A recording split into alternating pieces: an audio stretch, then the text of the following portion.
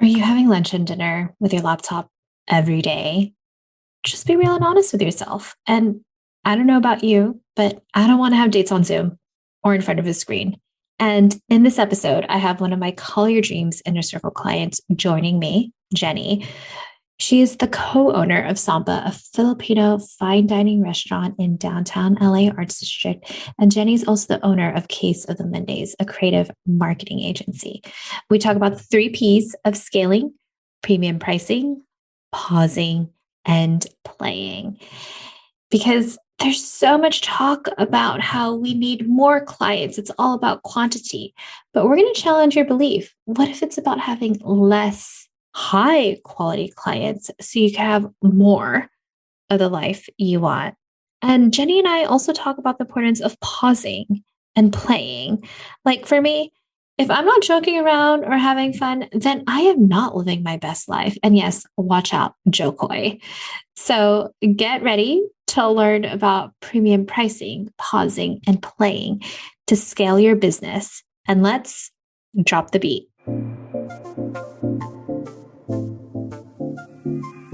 Hey, Legacy Maker, it's Elaine Luke Hardis, business and career coach for women of color and allies, and your host for the Call Your Dreams podcast.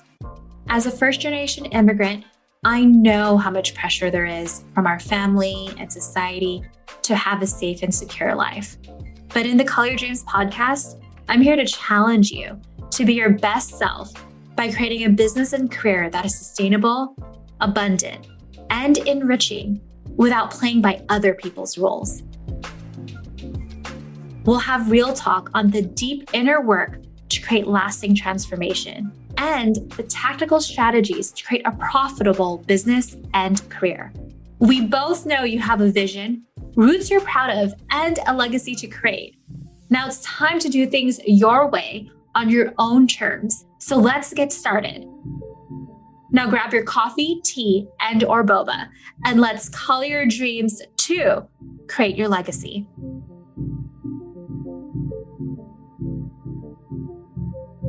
Hey, Legacy Makers, we have a celebrity at this podcast episode. I'm just kidding.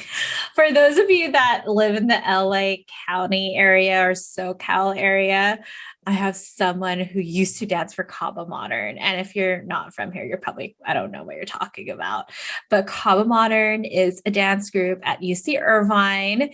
And when I went to college, I remember they were part of ABDC, right? America's Best Dance Crew. There was like a couple of folks.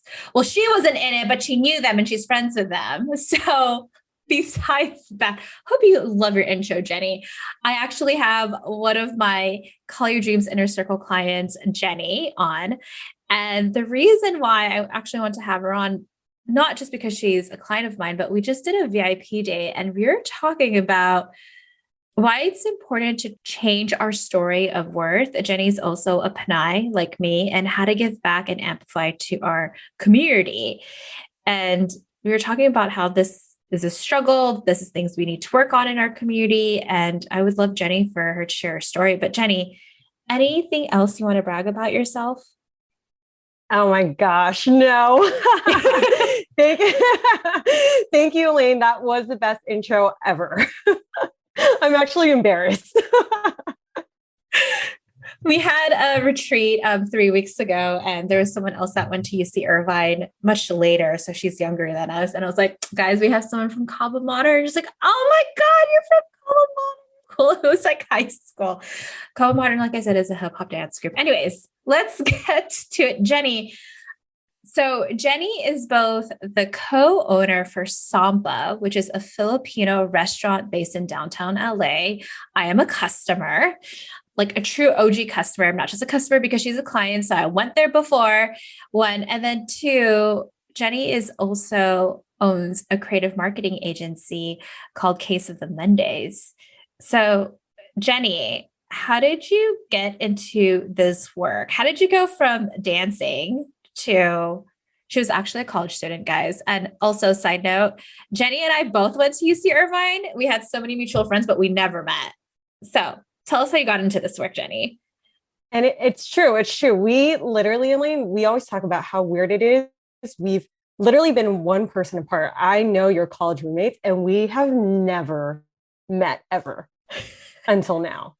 So I love the connection.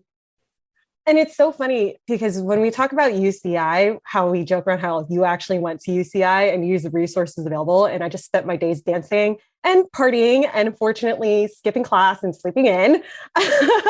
So those were my college days. But actually, during my college days, during that time, behind all the fun and the partying and the dancing, I was really stressed about school because I didn't know what I was doing with my life.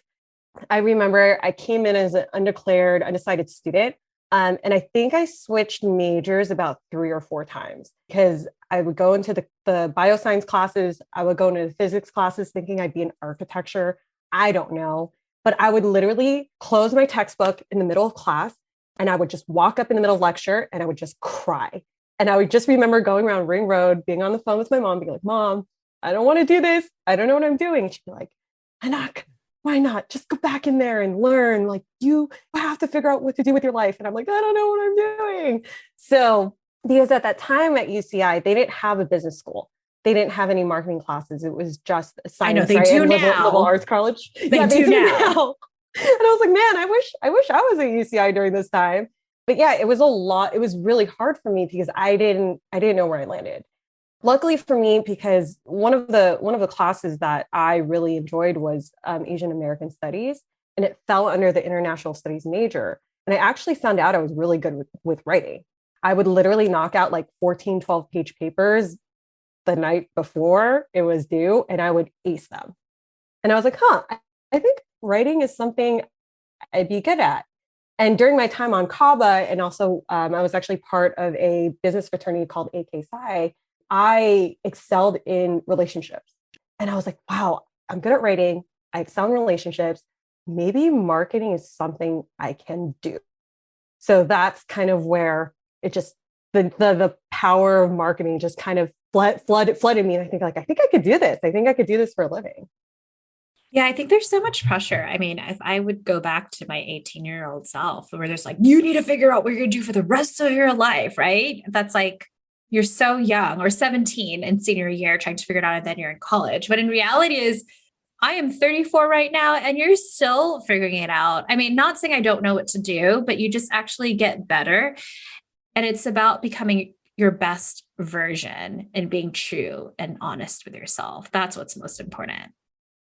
Yeah, 100%. I agree with that statement a lot because, when you're growing up, your parents are always asking you, oh, what do you want to be? Oh, you want to be a doctor. Oh, you want to be an accountant. Oh, you want to do this. And, when you're young, you don't know. You just take math class in high school, which is so easy. And you're like, yeah, I think I can be an accountant. Or I think I aced my biolab test in high school. I think I could do this.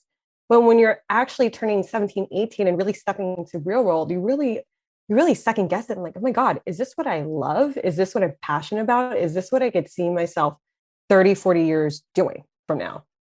So what happened after college then? If I remember, you were helping other like Filipino communities and groups, or even your own brother. That's how you got into it, right? Yeah. So actually, before I got into marketing, I got into PR because I was so good at writing. And I knew for being a PR professional, you needed to be good at writing.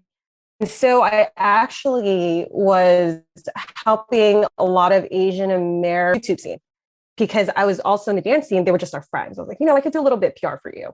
And from there, I built my network of the Asian American journalists at that time with the town I was working with. And it just made sense for me at that time. And then after that, I actually got into the YouTube space because of my work with all these young Asian American talents.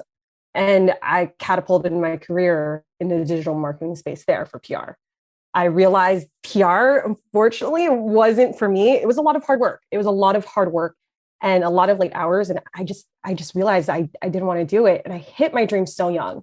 At the age of like 22, 23, I was already pitching to Bloomberg, New York Times, LA Times, Wall Street Journal. I even remember getting one of my clients on the front page with the little dots on his face.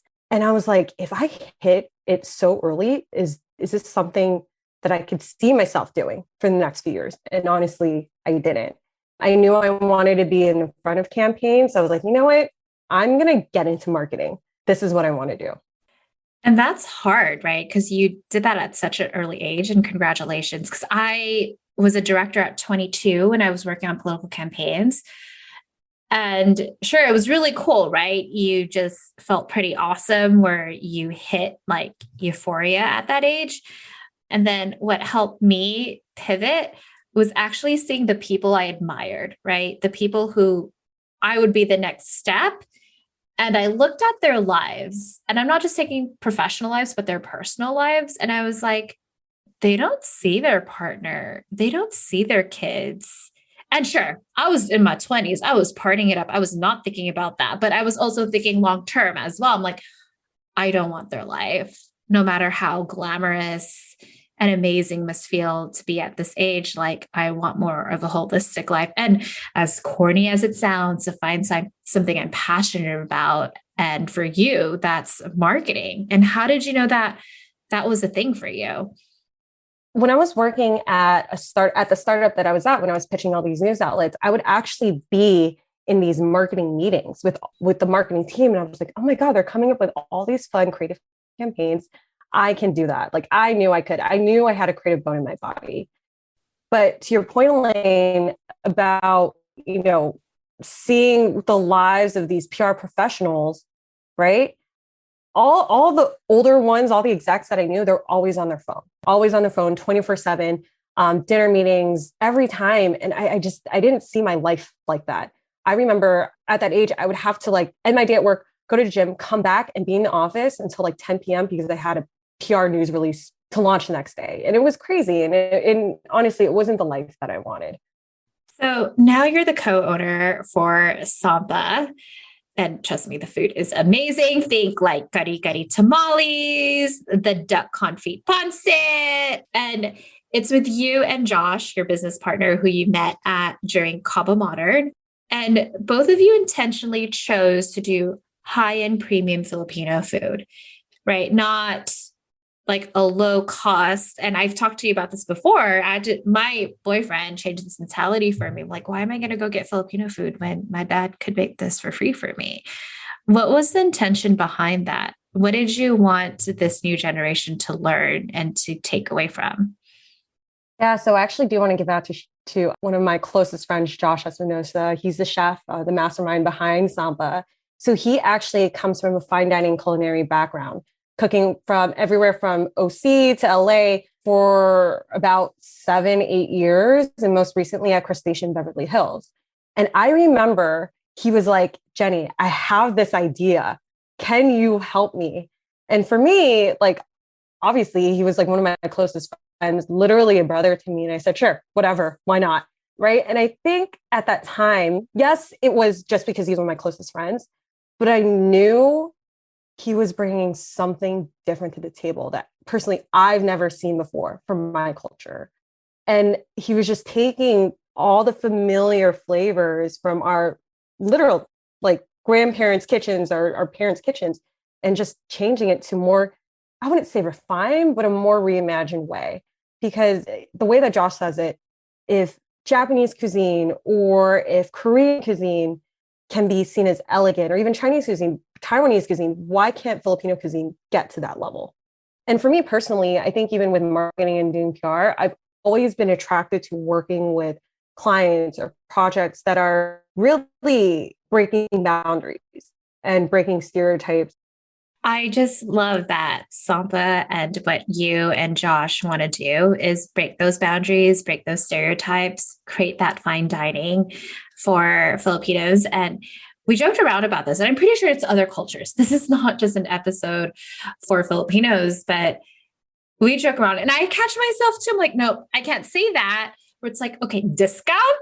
You're going to give me a discount for that, where it's like, and then you become really frustrated and become resentful by giving a lot more than what you deserve. And also, I think the benefit too, when it is food, right? A tangible thing that you're eating, there's costs associated. And I don't know if you guys have noticed, but inflation, food prices are going up, and you have to pay people the time for it. So you have to charge the high amount. Jenny, what do you have to add to that?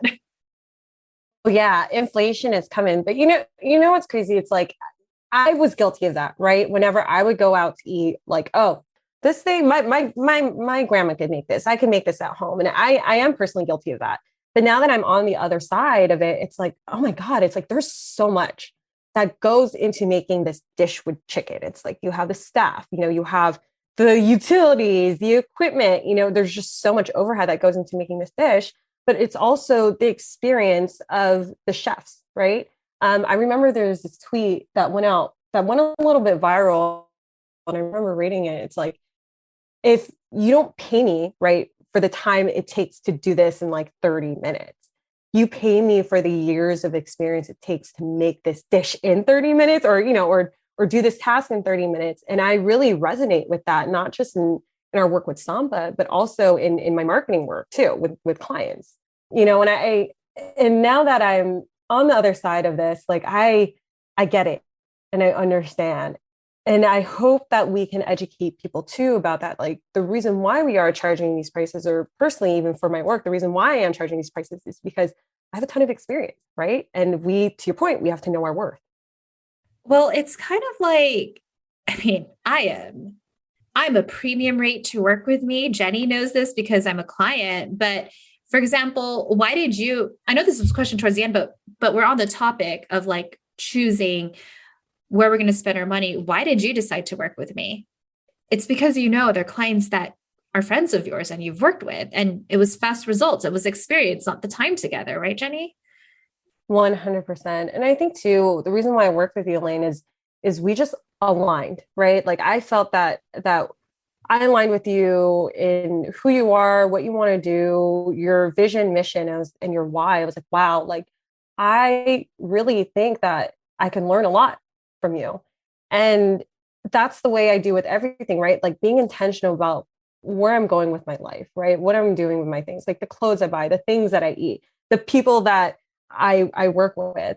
And it's just something that's turning into like, I guess not my mission, but something that's been an overhead theme for like this whole year. And you are a part of that for sure.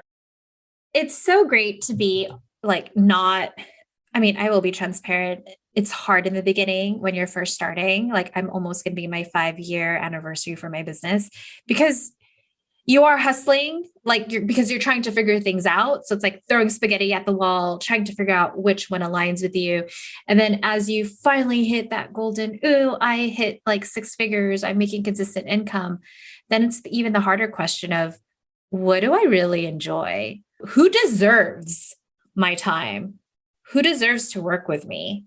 And what is that rate? I think so often people think about like, I need to get more clients. But I would challenge how can you actually get fewer quality clients?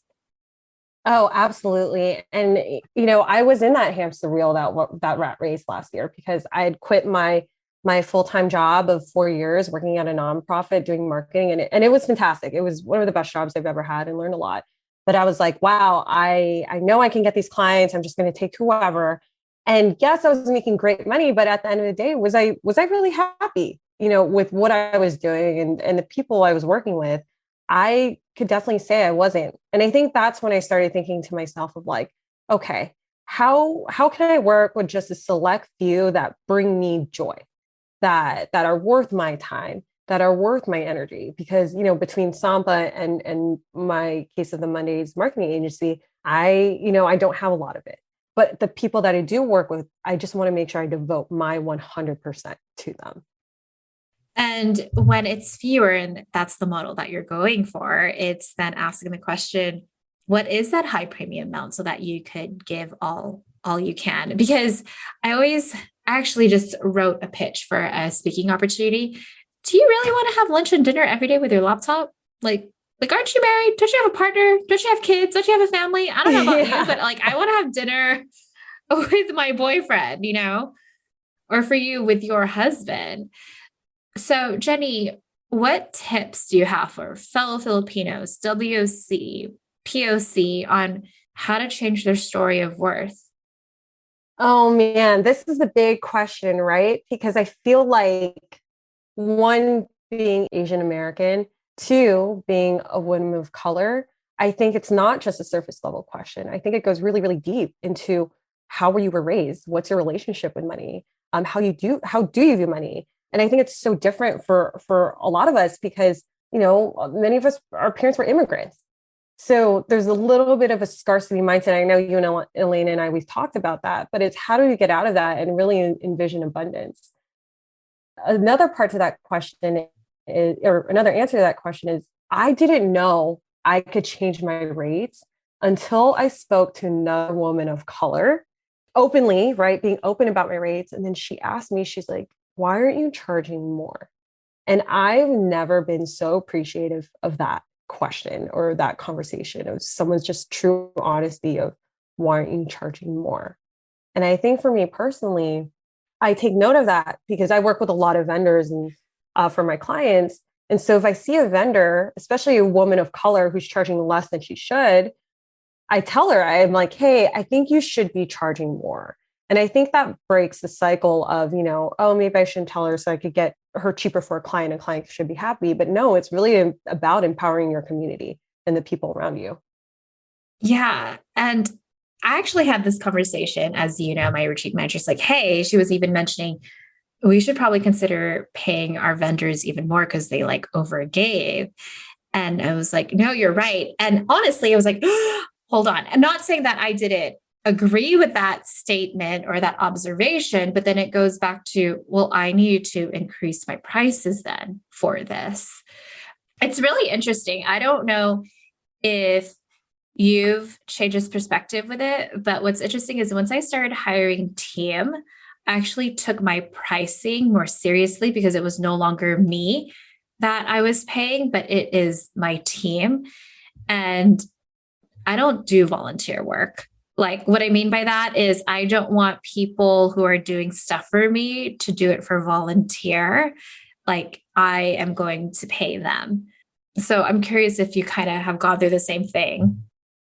Yeah, 100%. I think when I was client, right, and I think it's more of like, where do you put up that boundary of when to increase your prices? And to your point, a lot of it was when I started bringing my team in, right? My assistant project manager, I'm like, oh wow, like this isn't fun and games anymore. This is someone's livelihood, right? That I'm offering them. And so I have to think about that when I go to a client, be like, these are my rates because people got to eat in order to make this work. If you want to be successful, like you literally, and I break it down to them, you have X amount of people behind you. This is how long it's going to take. And this is exactly what you're going to get. Yeah. So I definitely understand where you're coming from. Well, and it's interesting too, because I notice my higher price pointed clients are actually so much easier to work with and no handholding as opposed to before when I had more lower price point, right? Because there's like a complete trust when it's that high amount. One. And then another thing is if you are going to charge premium service, what is premium service? What are you going to create for them? What is the experience? And I'm not saying adding all of the smoke and mirrors, but for example, one of the things I added, and I'm really grateful because I got feedback from a couple of clients where every Monday, Jenny got it today, where I sent out an accountability action item with their accountability docs. That was something that I just implemented a couple of months ago because I got great feedback. And I was like, okay, this is why it's premium. I'm holding my clients accountable. It's not necessarily just saying I'm worth it. I'm pretty amazing. Because there's a lot of people that are like that, where it's like, nope, this is who I am. You're charging this big amount because of my big name, but then there's no substance and there's not much within it.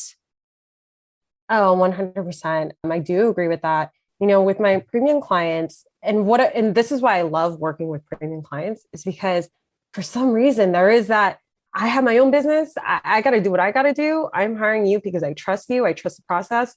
Do your thing. And I don't have to over explain or overexert energy being like, this is the reason why, you know, you have to hire us or why we're going to make things work. And also, you know, for my higher price clients, it's like, I do want to keep in constant communication. I think we had talked about this during our retreat, you know, that dashboard of analytics, right? Yes. So so clients to just go in and say, oh, I know what this looks like month over month, like how my email, social media, website visits, paid advertising did month over month. So that's just a little bit of a bonus that they could get without emailing me every day, be like, hey, how's it going? How's this campaign doing? What's our spend like? So yeah, just little things like that, like the accountability doc that's been so helpful for me. Yeah, it's great. Just little things of that, adding to your packages and figuring out what that is for your clients. And even, I mean, one of the things I announced in episode 9, I got rid of my mastermind. So like I said, it's not adding more. It's like, what services can you delete? So you could focus on the service that actually not necessarily just gives you the money, but also lights you up, gets you happy. Like something that you and I talked about. It's like, Samba is my major client. Well, you are the co-business owner of it. And you only have X amount of time. So who are the couple of clients I'm going to work with? Who deserves my time? Yeah. And that process, it didn't happen overnight, right? Like I really had to dig deep and ask myself every single day, like, what or who is going to get me out of bed in the morning and get me excited to work with them. And, it's like that Marie Kondo method that she uses is like you lay all the clothes out on the bed and you literally have to pick each and every single one and be like, does this bring me joy? And if you don't get that joyful feeling, you toss it to the side. But you say, thank you. But if it does, then that's the one you keep. And I also think just in running your business, it's not just also tossing, but even asking yourself the hard question, why do I not feel good about this working relationship? Maybe it's with a colleague. Okay. And it's not necessarily you're going to delete it, right?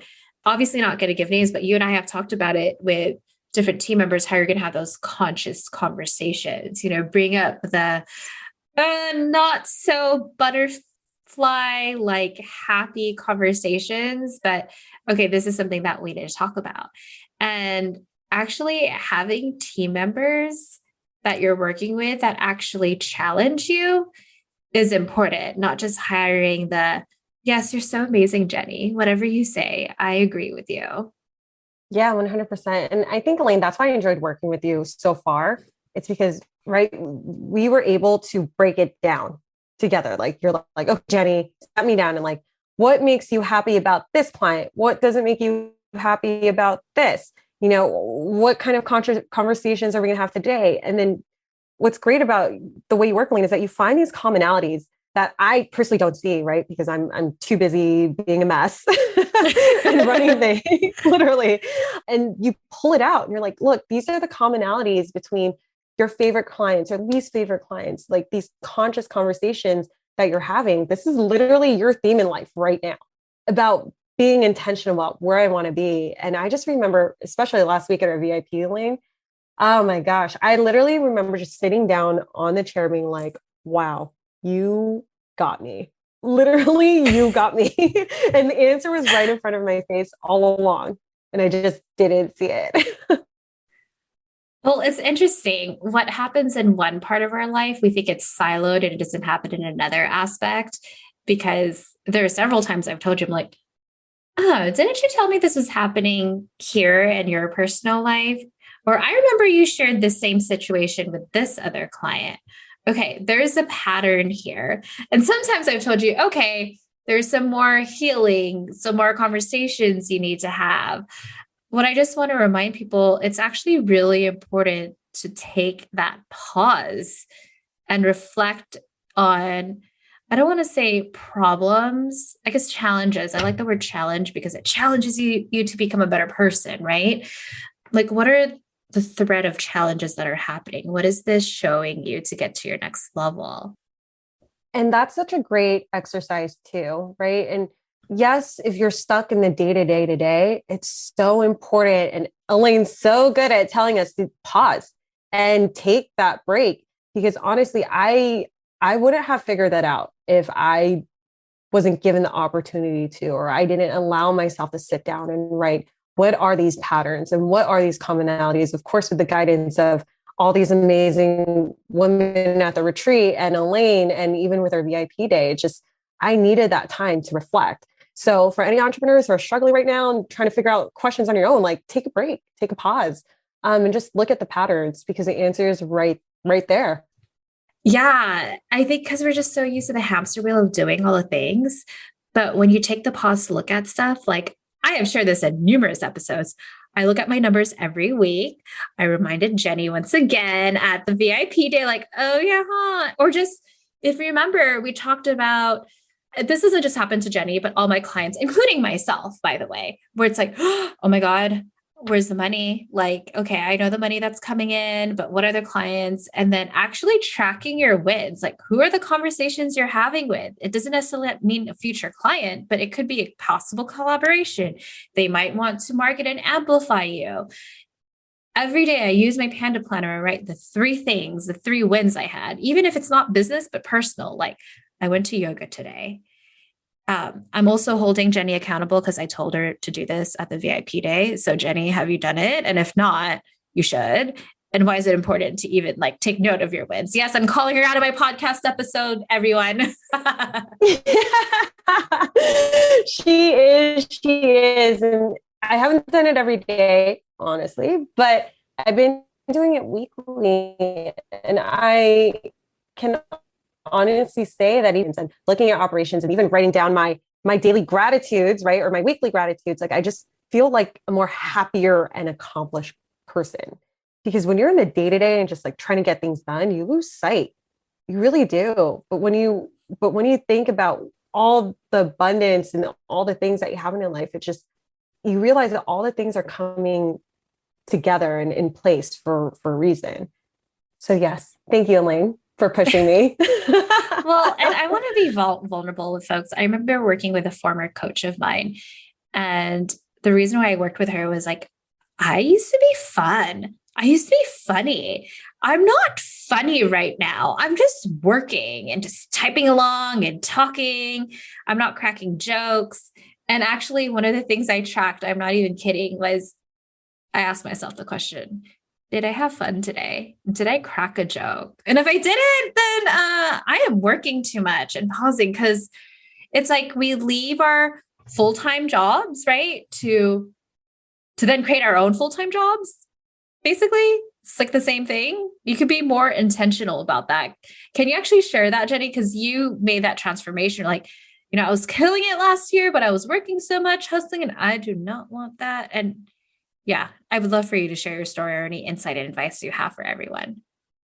Yeah, absolutely. I resonate with that because literally had my job again. And the thing with marketing, the reason why I left corporate America, right, the 9 to 5, was because I felt like I was a cog in the wheel, so to speak. I love the work. I love my coworkers. I love the things that I learned, but I just felt like I was just doing the same thing, rinse and repeat every day. And then I was doing it again when I left my job. And I really felt like something was missing and I didn't know what it was.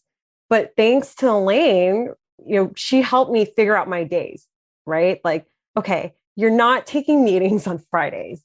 Give yourself like a 3-day weekend. I'm like, cool. Thursday, Fridays, I love creating content, by the way. Thursday, Fridays can be your creative days. Mondays are your CEO days where you really like plan your whole week out. And that's what I needed to hear. Like I needed someone to tell me how to structure my days so I'm not a cog in the wheel, literally, and not spinning myself to misery. Well, because one of the things we noticed for you, Jenny, is unlike me, Jenny like loves creating reels and TikTok videos. I mean, she is a marketer. She loves doing that. For me, the thought of if anyone has ever created a reel or a TikTok video, you know how long that stuff takes. But Jenny doesn't mind. Jenny loves it and enjoys it. And that's what brings her so much joy. I remember when we did our VIP day, we were like talking about health code and what things to buy. And then we started talking about marketing. She just lit up. So where in the week do you dip and would excite you to do the thing you actually love doing? So, and just so it's different for each person. But Jenny, congrats on creating the life you want. Oh, thank you, Elaine. It took a while to get there. It took a while, it took a lot of doing what I wasn't supposed to be doing, so to speak, or, and creating that learning experience for myself. So I knew at the end of the day what I wanted or the life that I wanted for myself. That's really what it was. I love that you say that, because sometimes people think, oh, that was such a waste. I wasted a full year trying this or doing that. And honestly, it wasn't a waste. It's kind of like dating, right? You had to date like not such great matches. I can't say horrible people because I'm going to just tell you, I had a lot to heal. So thank you to everyone I dated before and telling me what trauma and healing I need to do. That's for another episode. I'm kidding. But you needed to try different things. And also, it's interesting because I find my most favorite clients I love working with are older in terms of late 20s. I love people in their 30s and above because they have life experience. And that life experience cannot replace anything else. It's really fascinating. I know you do marketing, but when I meet people who are younger, it's like, I just need to be TikTok famous or have 10,000 followers on Instagram. I'm like, nope, you need to actually know how to create a relationship and be actually really good at whatever service or product you have. So, Jenny, I would love for you to share if people are in the LA area, if they live here, and because LA is a big city, I know some listeners here do visit LA, how can they find Sampa? What do you guys provide? Tell us about the indoor, the takeout, all of it. Yes, absolutely. So Sampa is fine dining Filipino American food. It is co-owned by myself, Chef Josh, and another one of our friends, Bianca Villar, who is a dancer as well. We're all dancers. We are based out of the Arts District in downtown LA. You could find us on Instagram, sampa.la, and we are open for dine-in, walk-ins, and reservations. We are doing a soft opening right now, but in 2 months, we're going to be doing our grand old opening where we're going to have a brand new menu, and it's going to be super exciting. So I hope you can dine with us. Okay, let me try to pull some more questions out. So tell us about the dishes. What are your favorite dishes, Jenny? Okay, so I would say the dishes that have, I guess, the real essence of Sampa. For example, I think Elena mentioned it. It's the kare kare tamales, which is a braised oxtail with bagoong dust. If you don't know what bagoong is, it's this funky shrimp paste that we put on mangoes and we dehydrate it, make it into a dust with a sunflower seed crumble and a peanut veloute sauce. So a very creamy peanut sauce. And for Sampa, that is who we are, right? We're not just Filipinos. We're not just, in the Philippines, with traditional chicken adobo and, kare kare, which we love. Don't get us wrong, we love. But this is a story of who we are and how we grew up in LA and in Orange County. We're inspired by so many different cultures. For example, we have sinigang sholambals. We have pasta palabok. And if you don't know what pasta or what palabok is, it's like a noodle with a lot of orange sauce, and it's very savory with a chicharron crumble and eggs and shrimp on top. But what we did was that, I know, what we did was that we deconstructed it. So it's like shrimp and tofu in the middle with a lobster beurre blanc sauce made with handmade pasta that's infused with saffron. So it's really just us telling our story and who we are growing up in LA. So part of my Call Your Dreams inner circle is I do one-to-one meetings with my clients if they happen to be in the LA area. We meet in person, and I told Jenny, I was like, okay, we're going to do a one-to-one at Sampa in person. And it is a drive. If you know LA, you don't even need to live here, but hey, traffic happens, but it is worth the drive. I actually drove to Sampa. It was Christmas Eve. Yeah, Christmas Eve, because my parents are older and I just wanted to get food. So I went to Sampa and they all loved it. I'm so glad. Yeah. Elaine actually came in ordering I think you ordered a tray full of kare kare tamales. Yeah. And at the time we were so new and I knew you were bringing it to your family, like your titos and titas. And we're like, oh my God, people are bringing this to their family. What are they going to think about these kare kare tamales? Are they going to shame us? We don't know. But when you were like, oh my God, everyone ate them. We're like, oh my God, we did our job. We're so glad. And since then, we've had a ton of titas come in, and they're all super skeptical. But once they bite into it, they're like, oh, they point their fork at us. And they're like, this is really good. So for those that are not Filipino, tita means auntie and tito means uncle. And I'm kind of laughing here because it's like, wow, I think what Jenny, Josh, Bianca, and everyone at Sampa are probably motivated for, it's like, we just need to make sure these Filipino customers don't judge us. And I'm joking around because Filipinos just judge all the time. It's like one of our characteristics, specifically more the older folks. Oh And yeah. Oh, we get judged for sure. We get judged for sure. and if anyone's interested in doing marketing, how can folks find you? Yeah, the easiest way to find me is on Instagram. I'm pretty active on there. It's Jenny Valles, JennyValles as in Sam. And you can DM me there. And at the time of us recording this episode, we've worked together for 3 months. And the Color Dreams Inner Circle is a 12-month one-to-one, as well as group program with 2 retreats. What has been results working with me, and not just monetary, but what have you loved about working with me, just in case there's anyone interested in working with me and my team? Absolutely. Coming off of last year, I knew, and I had this big intuitive feeling of that change was coming. I was at a tipping point with my marketing agency. I was like, I need help because I know the only way is up from here. Sampa was coming into the fold. So there were so many big changes in my life. And I sat down and I was like, wow, I need support.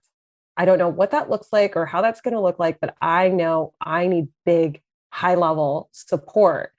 And I had actually met Elaine, like she came into my radar about a year or so ago through her other clients who are, some of them are my best friends. And at that time, last year, I wasn't in a space for a business coach because I was in the mode of, I know how to make my money. But when I knew that change was coming and I knew I had to shed and bring new energy in, that's when I was like, I'm going to hit up Elaine. And it's literally the best decision I've ever done because I needed clarity in my life. I needed help. I needed support. I needed structure. And I knew a business coach was the answer. But the question was like, who was going to be that business coach? Who was going to be the right one for me? Elaine, I think we had aligned in so many ways. Again, like personally, being a woman of color, there's just so many things that we could talk about and you get it. Like Filipino culture in general. And I really appreciate that because that's at the foundation of that's who I am and a part of my struggles and also part of my story and my successes. So definitely someone relatable. And also I just gained so much clarity working with you literally in 3 months. 3 months. And what has happened in the last 3 months? Oh man, I would say definitely a peace of mind. When you're an entrepreneur and you're by yourself, you're always questioning, like, is this right? Is this not right? I have questions about this. How much do I price myself? Are my packages right? I don't know. What kind of conversation do I need to have with this person? But it's just more of a peace of mind that someone knows and can help me in these, I wouldn't say how we say it, difficult conversations. We call them conscious conversations. Yes. And it's great. Yeah. And it's great. Yeah. And Jenny's celebrating like her biggest quarter from last quarter. Yes. So congrats. And thank you. And another thing is that you're not working as much as you have been before. That is true. Yes, Celine, I did have my first big quarter and I'm very excited. And I have a lot to thank you because I think, again, with the structures put in place, the conversations I've had with people, it's just easier, right? Everything, yes, it's easier, but I have hard days. But the most important thing is that I love what I do at the end of the day and I don't question it anymore. Congrats. And for those that could watch in video, I mean, I know we've been talking about business, but there's also a spiritual aspect that I love doing in my own coaching. A lot of people don't know that I'm also Reiki certified, but behind Jenny, I made her do like an altar for her dad and family.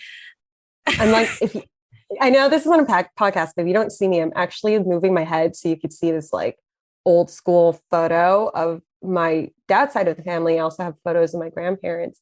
I think, Elaine, when I first started this process with you was just honoring my ancestors and where I came from and how, I guess it's more of like how, if it wasn't for them, I wouldn't be where I am today.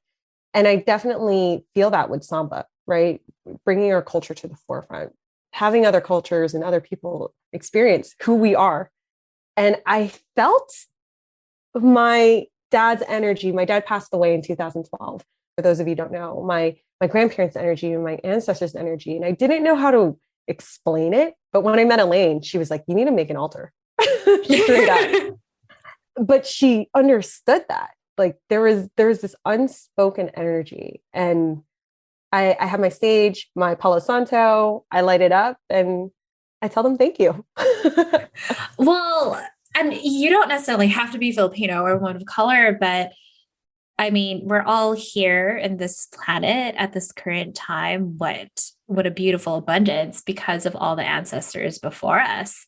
And so for Jenny, it's behind her. For me, I have an altar of I'm looking at them right now, like my two grandmas, like 4 generations picture. And then I have sage, Palo Santo everywhere, candles, just honoring them because, hey, I mean, I know we are like all happy talking in this episode, but there are tough times in business. There's sometimes where I'm like, oh, it would be really nice if I just don't, why did women have to work? It's kind of like Ali Wong. Like, can I just be a housewife? Can I just clean? By the way, oh man, there is nothing wrong if that's what you want, but there is nothing wrong. I just want to share that if that's what you want in life. But for me, this is what I want.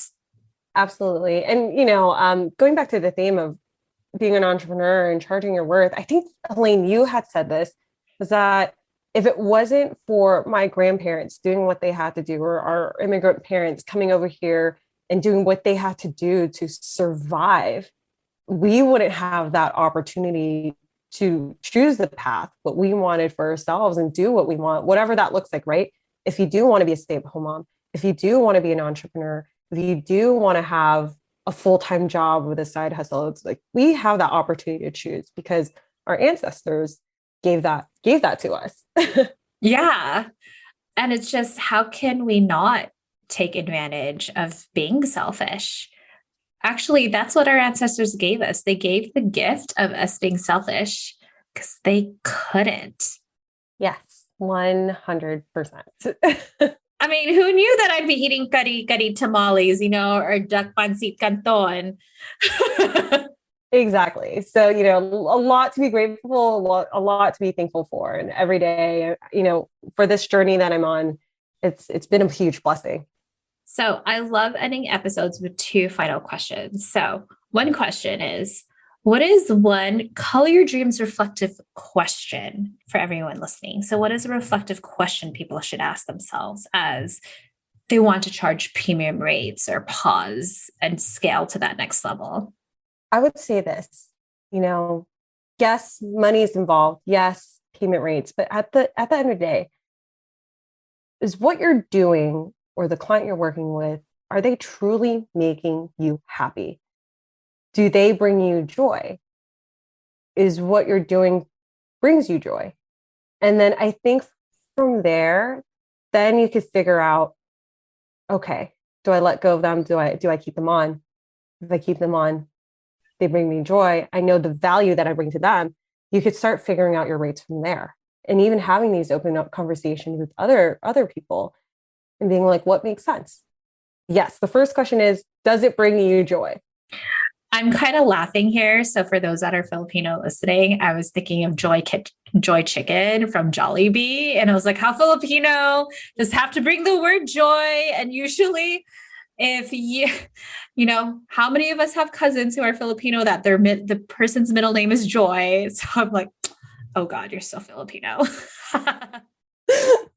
I'm cracking up so hard. Like I let out a big belly laugh because that is hilarious.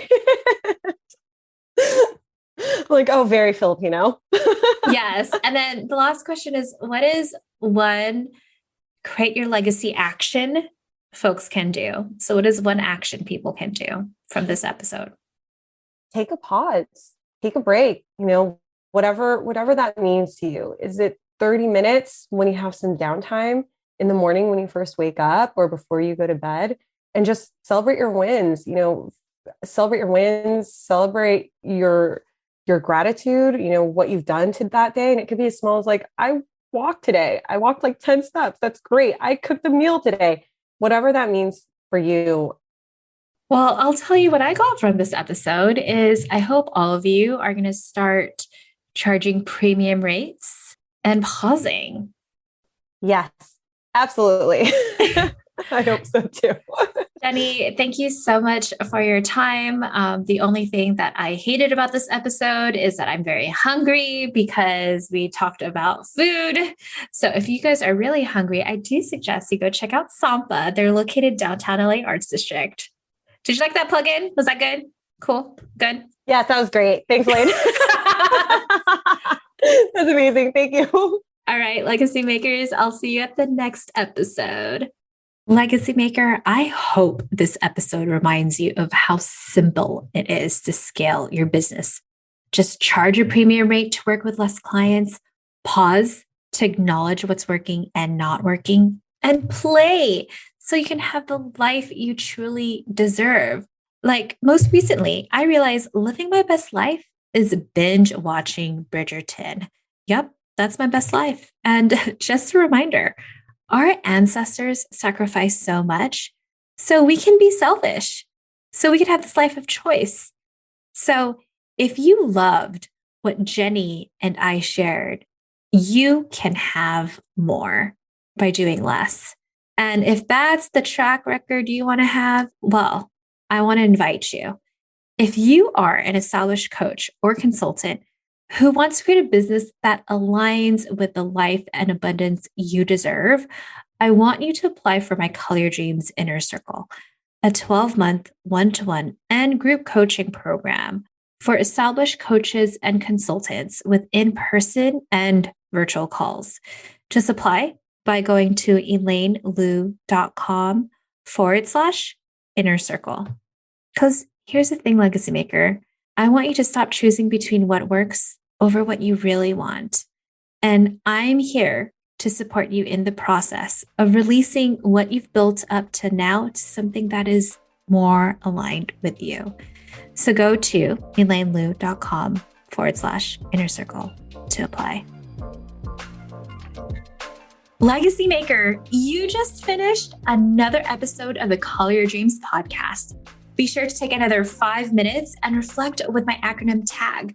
What were your biggest takeaways, your actions, and your gratitudes? Want more of me and my team? If you're curious about working with us, go to my website at elainelu.com/call to schedule a call with me. During this 30-minute complimentary Get It Done call, I'll provide you 3 action items towards your goals. And if we're not a good fit, I'll refer you to other people and resources because integrity is my #1 value. All right, Legacy Maker, I'll see you next Thursday for our newest episode. Remember to call your dreams to create your legacy.